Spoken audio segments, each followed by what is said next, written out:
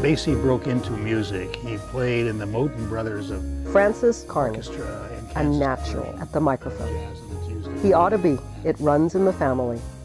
His mother was an actress who even performed in the Ziegfeld Follies. My mother was a showgirl. Basically, she was a showgirl rather than a singer. She strolled around the stage in fancy costumes, fancy dress, looking nice, looking at $1,000,000 big hat, all those things. Frank J. Carney was more the salt of the earth. My father was kind of a D's, Do's, and Dem guy from the rough streets of Pittsburgh. My mother was liberal, too, in her political views. She was really left. She was a left-wing person.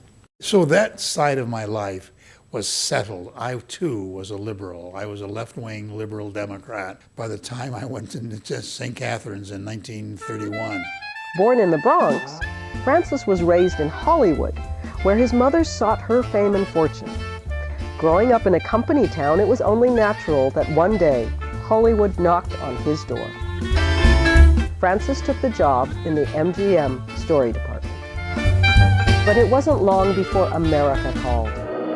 The United States would now be at war with the Axis powers. Francis was trained as a radio operator on C-47 troop transport planes.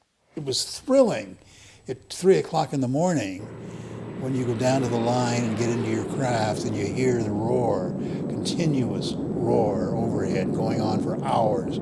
In the final days of World War II, he fought in one of the most decisive battles.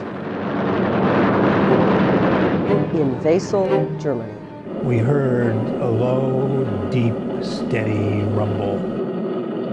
And you know it's big because the sound is inescapable.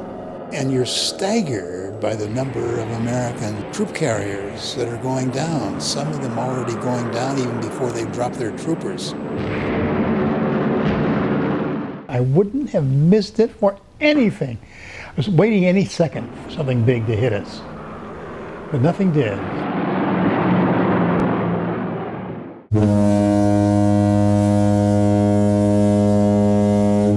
I see this gigantic black thing sitting there in front of me in the firth. And I said, Jesus Christ, it's the Queen Mary! You know? And we were all excited.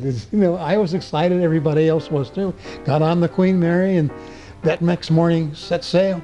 It was the fastest crossing of the Atlantic by a surface vessel in history. Still is.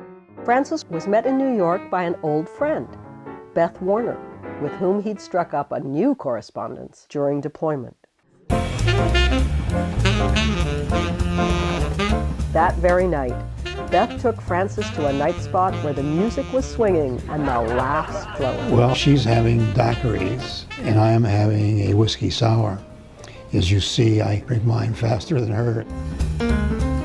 Beth had worked first for the Signal Corps, breaking down Japanese codes. I had told her I was going to come home for 30 days, and then it would be across to do the great final climactic battle of all time and of all wars over the skies of Japan. And she wrote back and said, "You're worrying about nothing. The Japanese are talking about nothing else but that we have a weapon which will end the war when we use it."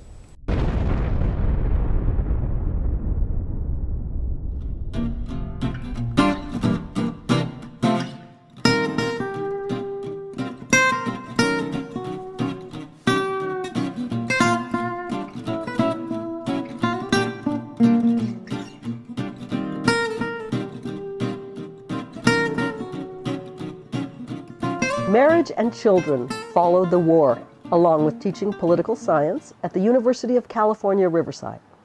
Professor Carney's growing political activism quickly captured the attention of a rising political star. I saw Jack for the first time up close and got the charm. His work as an author was read widely within political circles, and the distinguished senator from Massachusetts wanted a copy. I was really thrilled because he wanted to talk to me. He wanted to talk about politics, and I have a lot I can learn from you, and so on. That's flattery, and of course, but I was thrilled about it. There would be other politicians, other campaigns, and always there would be his first love as educator. That has been a satisfaction of my life, and I know that my students like me. Today, he's at home behind the microphone at KUCR on the campus that has been his home for 50 years. I have led what I thought was a dedicated life, a committed life to an ideal, that is to say, of teaching. Piling up money can be satisfying. If you're really, really competitive, beating other guys at the money game can be ego rewarding. But that's never been it for me.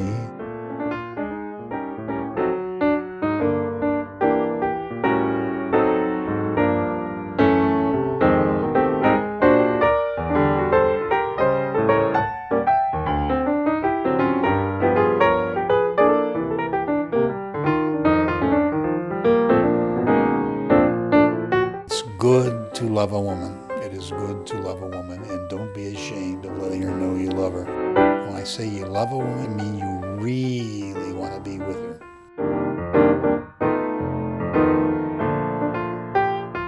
I think a committed life is a better life than one that is lived drifting with the tide.